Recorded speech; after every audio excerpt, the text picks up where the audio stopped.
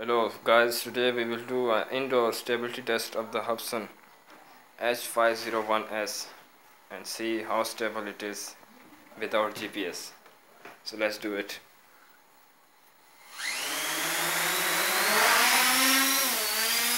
As you can see, it is so much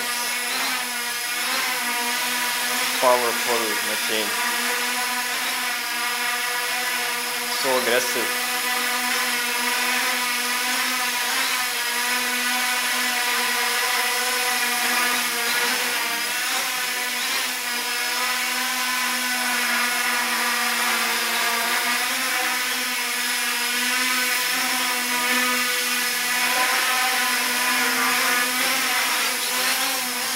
This is so aggressive machine for indoors.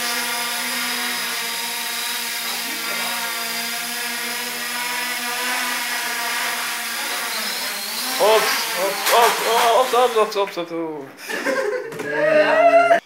So now we had a crash, but it is okay. It survived that crash, so not good or recommended for indoors. It is so much unstable without GPS. So not an indoor flyer. As you can see, it is so much responsive and sporty. Oops.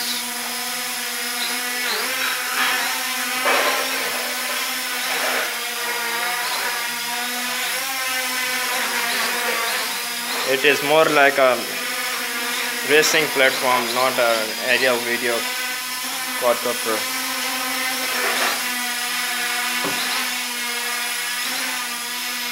Take a look at this. We are in altitude hold mode.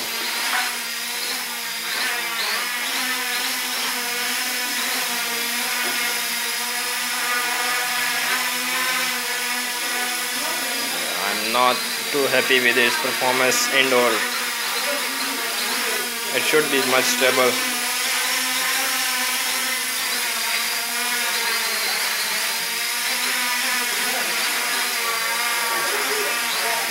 Land it.